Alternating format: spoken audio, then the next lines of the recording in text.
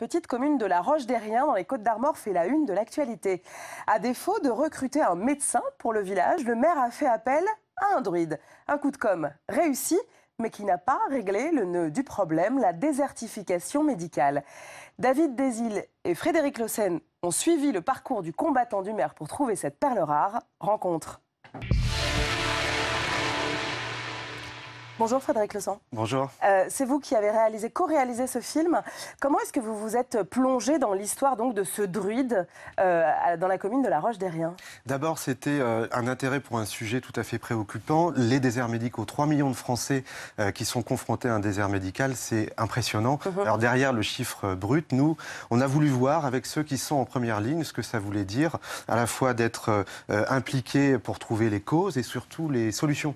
Et c'est pour ça qu'on a décidé de s'intéresser à ce petit village. Vous l'avez dit, il y avait ce canular qui est un peu humoristique, qui fait sourire, mais qui en réalité... Mais qui n'a rien réglé. Non, on va le découvrir. Initialement, qui n'a pas réglé le souci. C'est la Bretagne aussi. C'était un choix fort de notre part de dire on va aller dans un village qui a tout pour plaire, qui a tout pour attirer. Et malgré cela, on ne trouve pas de solution immédiatement, quoi.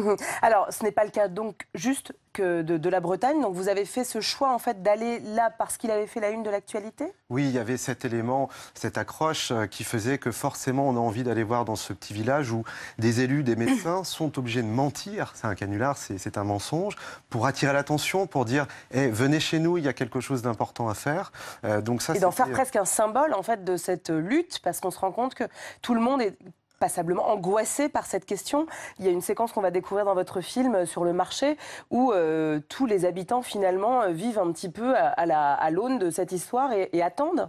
Oui, parce que vivre dans un désert médical, ça veut dire quoi? Soit on n'a plus de médecin du tout, soit on fait des kilomètres pour en trouver un, soit on attend très longtemps avant de décrocher un rendez-vous. Il y a une dame dans le film qui dit « faut pas tomber malade à l'improviste ». Ah oui, mais sauf que quand on tombe malade, on ne le prévoit pas. C'est souvent à l'improviste. Et c'est souvent à l'improviste. Et effectivement, les habitants disaient il faut se mobiliser, on ne va pas nous laisser comme ça, seuls, à attendre qu'un médecin vienne nous rejoindre.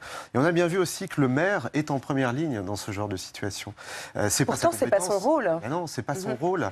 Pourquoi est-ce que les maires sont comme ça en première ligne? Parce que ça montre peut-être la proximité que les habitants ont dans des territoires villes moyennes ou petits villages avec le maire, qui est dans un contexte de défiance vis-à-vis des décideurs politiques, celui qu'on connaît, qu'on peut attraper dans la rue facilement. Quand vous dites contexte de défiance, c'est-à-dire que les institutions, l'Agence régionale de santé, les députés, les sénateurs, etc., ne sont pas forcément les bons relais?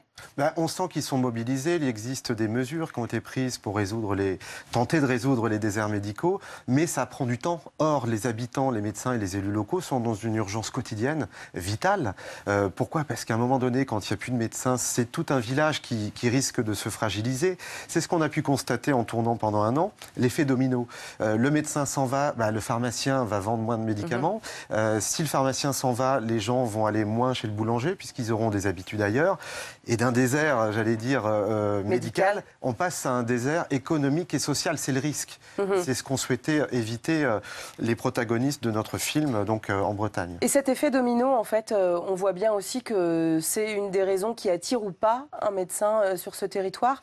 Vous avez eu du mal, vous, à accompagner ces médecins, à les entendre?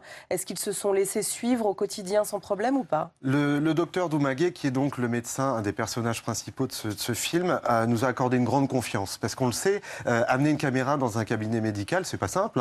On se met à nu au sens propre comme au sens figuré. Les habitants, comme les médecins, nous ont ouvert leurs portes grandement.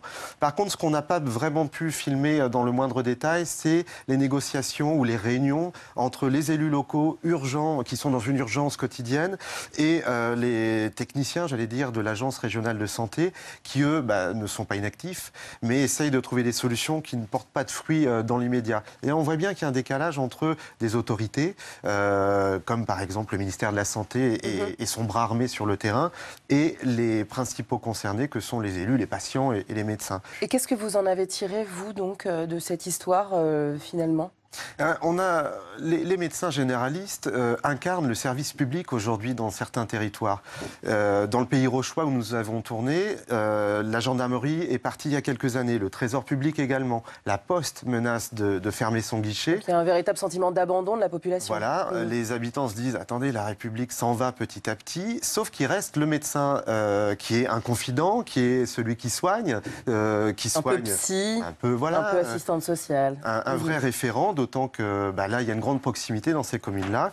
Et ne plus avoir de médecin, c'est à un moment donné se sentir totalement abandonné. D'où l'importance et le caractère très précieux d'avoir des médecins un peu partout dans le territoire.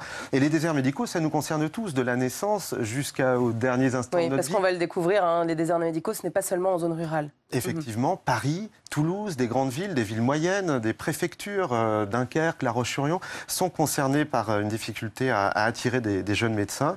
Et on voit bien qu'on est dans un changement de génération. Les anciens, qui travaillaient 70 heures par semaine, qui étaient des notables dans certains petits territoires, sont en train de laisser leur place, ou en tout cas de s'en aller, et les jeunes générations arrivent. Et ne veulent pas de ces conditions. Non, ils veulent... Et donc, du coup, il va falloir réinventer ce métier. Voilà, et il faut les attirer, en tout cas, c'est ça. Merci beaucoup Frédéric Lauzan. On va justement en débattre après votre film, un film que vous avez donc co-réalisé avec David Desilles. Le maire, le druide et le toubib, c'est tout de suite, à tout à l'heure.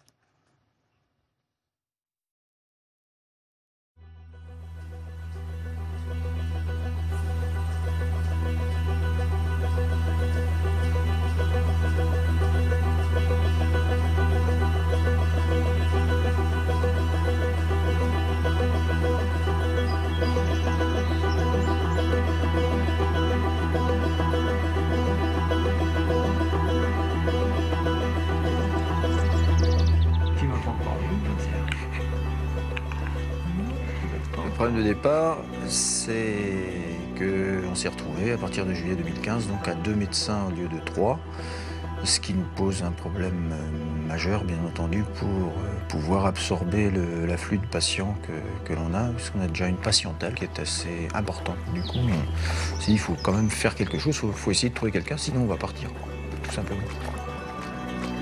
La crainte qu'on a initialement, tout de suite on la ressent. Quand on rencontre les médecins, c'est qu'ils sont au bout du rouleau, quoi.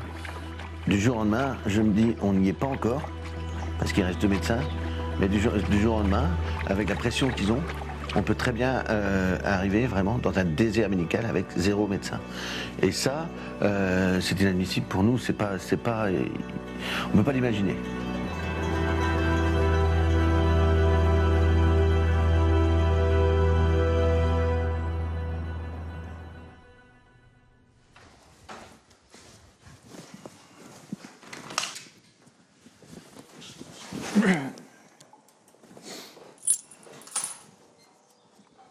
Ça commence déjà.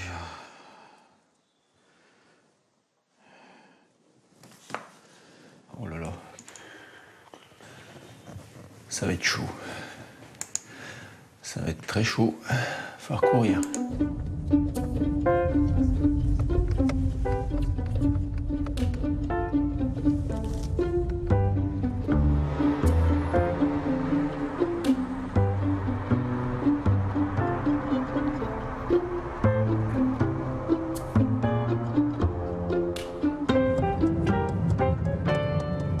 Commencé il y a 30 ans, le 29 septembre 1986 à 6h30 du matin par un infarctus inférieur chez un monsieur que je connaissais depuis que je suis né,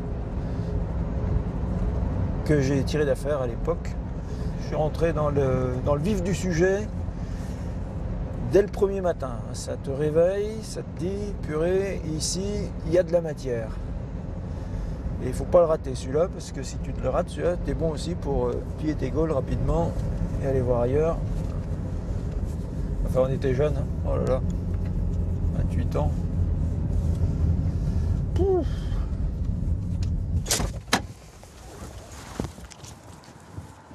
Il y a quelqu'un? Oui, madame le docteur.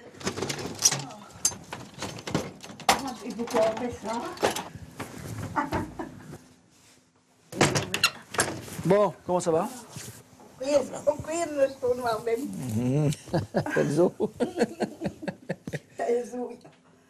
Ah, Lekker draaien. Aïe. Oma, doe je lekker guier. Oh non. Ah, je le sens là, c'est pas bon. Ouais, c'est pas bon. Ouais, le cancer, il est là, oui. On est là. Ouais. Mais il a l'air pas mal.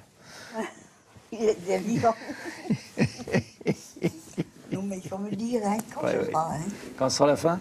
Oui, quand sera la fin. Je te préviendrai. Parce que je me fais du souci en attendant.